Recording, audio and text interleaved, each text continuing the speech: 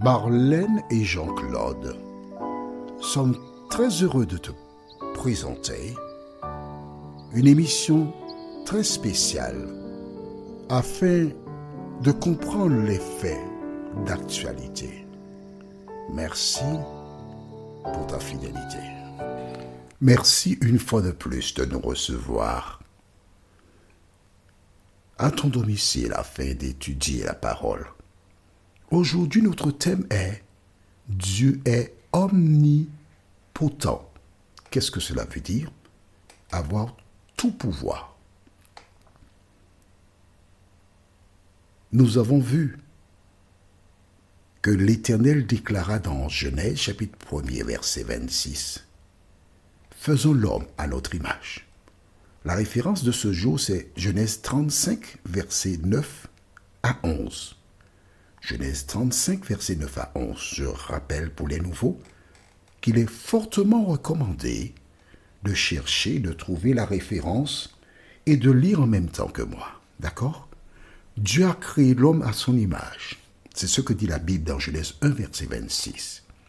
Nous avons vu dans Jean 4, verset 24, Dieu est esprit et il faut que ceux qui l'adorent en esprit et en vérité. Donc nous déduisons que l'image de Dieu est partielle. Et j'ai eu l'occasion d'expliquer, c'est tout simplement le fait de dominer sur la terre, les animaux, etc. Ensuite, nous avons vu que Dieu est saint. Rappelle-toi, mais si, on a vu ça récemment. Il a dit dans Lévitique, vous serez saints parce que je suis saint. Et dans la prière dominicale, plus connue sous le nom de Notre Père, Jésus, quand on lui posait la question « Enseigne-nous à prier », il dit, quand vous priez, dites « Notre Père qui est aux cieux, que ton nom soit sanctifié, que tu sois saint », exactement comme il avait été dit dans Lévitique. Et plus tard, Pierre dira, comme il est écrit, « Dieu est saint ». Donc, nous ne sommes pas des saints, mais nous sommes invités à ressembler à l'Éternel. Aujourd'hui, Dieu est omnipotent. Il a tout pouvoir. Prions. Notre Seigneur et notre Dieu. Il est important pour celles et ceux qui doivent choisir de savoir qui est l'Éternel. Merci pour la parole. Merci de continuer de nous éclairer, de nous conduire dans toute la vérité. Cet esprit, nous sommes convaincus que ce que tu débutes, tu l'achèves toujours.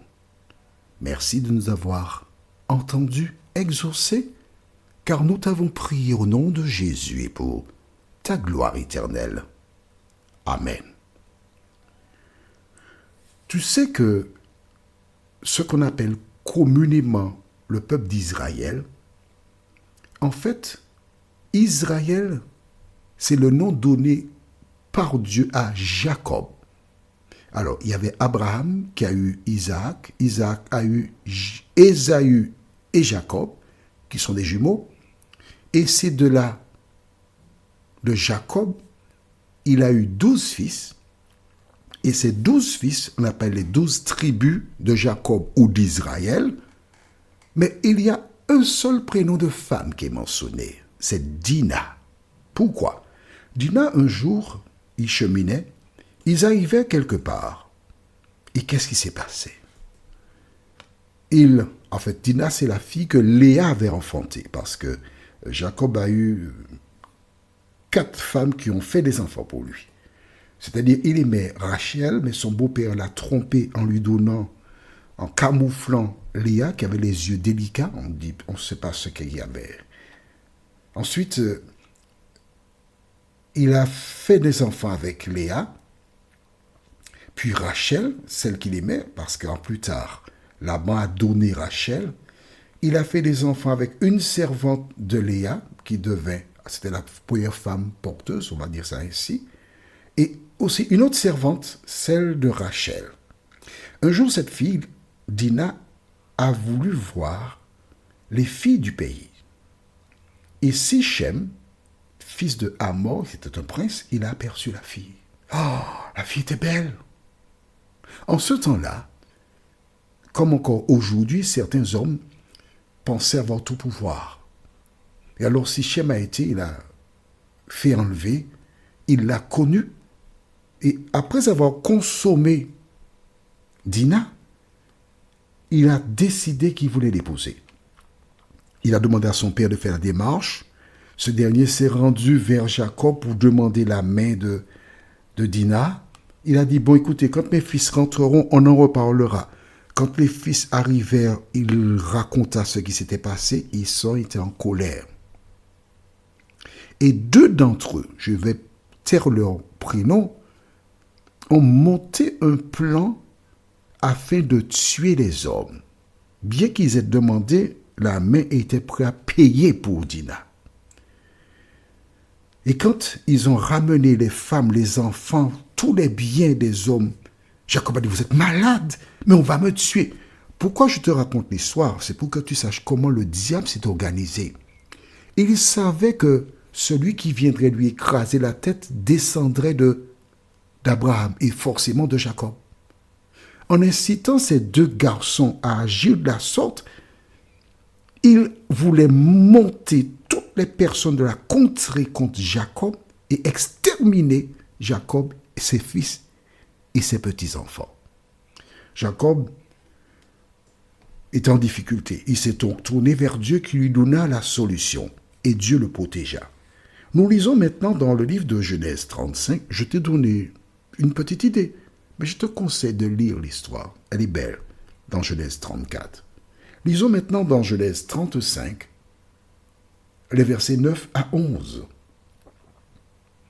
Dieu apparut encore à Jacob après son séjour de Padamaram et il le bénit. Dieu lui dit, ton nom est Jacob. Tu ne seras plus appelé Jacob, mais ton nom sera Israël. Et il lui donna le nom d'Israël. Dieu lui dit, je suis le Dieu tout-puissant. Ça veut dire qu'il est omnipotent. Sois fécond et multiplie. Une nation et une multitude de nations naîtront de toi, et des rois sortiront de tes reins. Amen. C'est Dieu lui-même qui dit, je suis tout-puissant. J'ai toute la puissance. En un mot, je suis omnipotent. Toi qui m'écoutes, est-ce que tu es puissant? Attends, quand je te dis puissant, on s'entend, hein? La puissance dont je parle, est-ce que tu as le pouvoir de te réveiller demain? Est-ce que tu as cette garantie? Aucune. Tu dépends totalement du pouvoir de l'Éternel des armées. Beaucoup de personnes le savent, mais font le choix de vivre en opposition avec la parole, font le choix de faire le contraire de ce que l'Éternel dit. Or, toutes les fois que tu te trouves en dehors du plan de l'Éternel, tu appartiens à l'autre. La question que je te pose, où se trouve ton trésor? Prions. Notre Seigneur et notre Dieu, merci pour la parole. Là, tes enfants qui la découvrent savent que celui en qui ils ont placé leur espérance est tout-puissant, omnipotent. Merci de nous rassurer, car sachant que tu te trouves à côté de nous, nous n'avons rien à craindre pour notre avenir. Cet esprit daigne sceller la parole dans nos cœurs et aide-nous jour après jour à la mettre en pratique, nous t'en prions, au nom de Jésus et pour ta gloire éternelle. Amen. Que l'Éternel continue de te bénir et te garder. Que ses anges veillent sur toi. Et que le Saint-Esprit t'aide à obéir à la parole.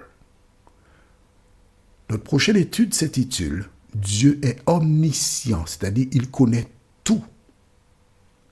La référence se trouve au livre de Luc, chapitre 12, les versets 4 à 7. Luc 12, versets 4 à 7. Dieu est omniscient. Et je termine en te disant qu'il y a des anges. Chacun, nous avons un ange.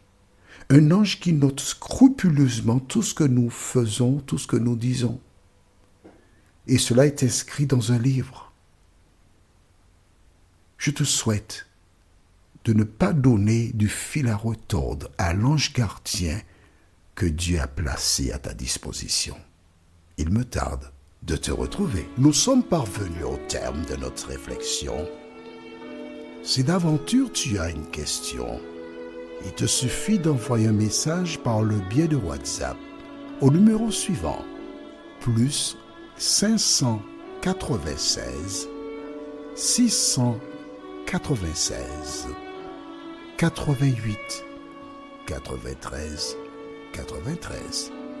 Et alors Jean-Claude, moi, je me ferai un réel plaisir de répondre à ta question.